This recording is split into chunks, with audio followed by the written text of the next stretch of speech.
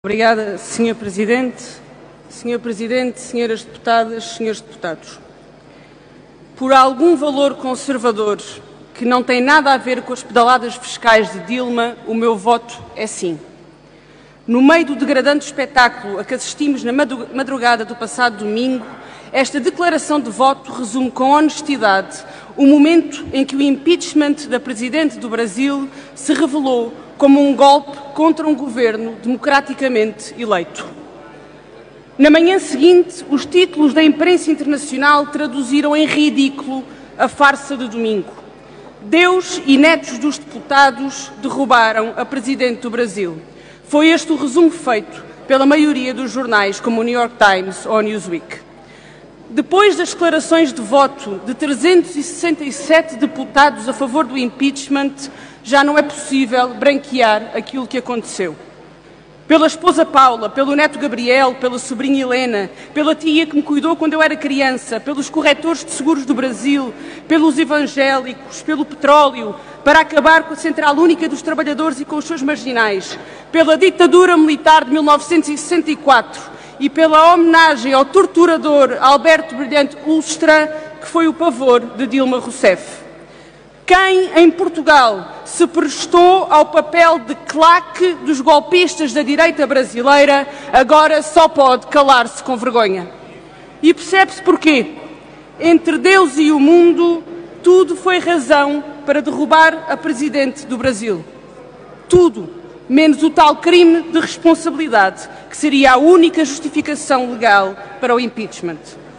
O debate correu e dos fundamentos formais do impeachment nem sinal. Foram esquecidos até pelos organizadores do golpe como desculpas farrapadas que eram. E só podemos esperar que o combate à corrupção não vá pelo mesmo caminho do esquecimento. Senhoras deputadas e senhores deputados, nunca nos ouvirão branquear o pântano de corrupção que domina a política brasileira. Nunca ouvirão o Bloco de Esquerda negar o envolvimento dos altos responsáveis do PT no Mensalão, no Lava Jato ou em qualquer outro escândalo de favorecimento pessoal ou partidário em prejuízo do povo brasileiro. No Brasil, como em Portugal, a corrupção deve ser combatida e os corruptos devem ser sujeitos à justiça mais incomplacente. Mas não foi isso que aconteceu no passado domingo. Não foi isso que aconteceu no passado domingo. E se assim fosse, todo o sistema político brasileiro teria de ser alvo do impeachment, por ser feito para favorecer a compra de votos, o financiamento privado de partidos, a troca de favores e a corrupção do poder político.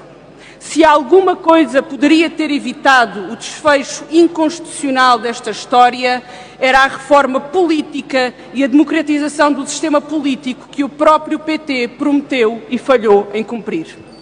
É que, ao contrário de Dilma Rousseff, 60% dos deputados que votaram sim à sua destituição estão a braços com a justiça. Correu o mundo o caso da deputada Raquel Muniz, do PSD, não do português, mas do brasileiro, que dedicou o seu voto ao marido Rui Muniz, prefeito de Montes Claros, exemplo de gestão pública e de mãos limpas, mas que na manhã seguinte foi preso pela Polícia Federal por envolvimento em corrupção. O argumento da transparência não tem credibilidade na boca dos corruptos. Falemos dos organizadores do golpe. Michel Temer, atual vice-presidente e pretenso sucessor à presidência, é suspeito na investigação do Lava Jato.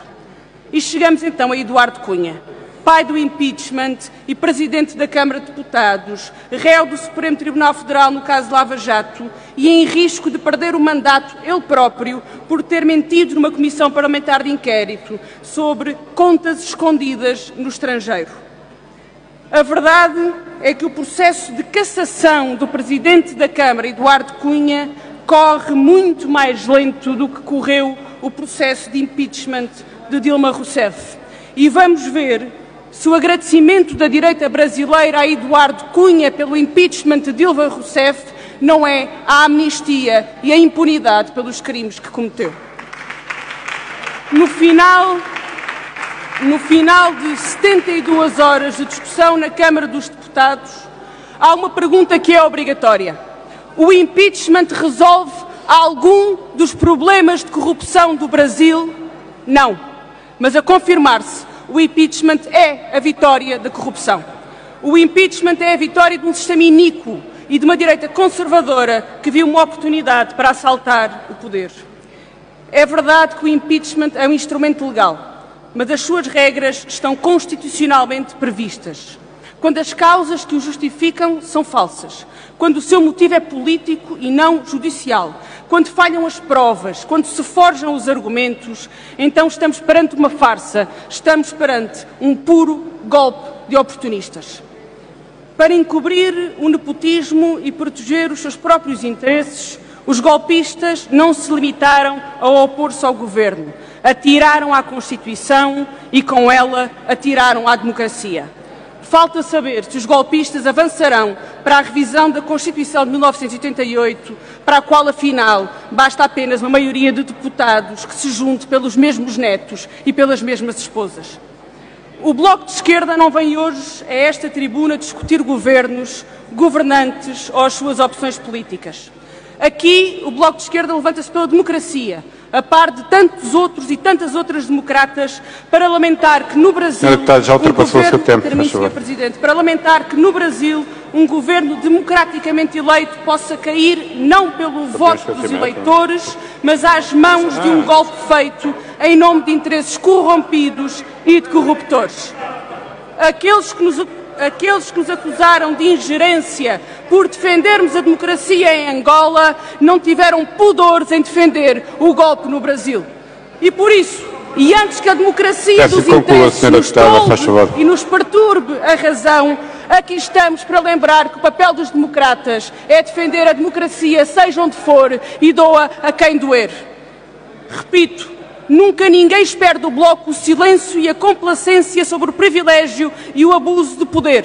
Mas hoje, depois de tudo aquilo que aconteceu no Brasil, eu pergunto aos senhores e às senhoras deputadas da direita se acham mesmo que é pela democracia e pela transparência que se movem os golpistas no Brasil. Já ultrapassou o seu tempo, largamente. Obrigado.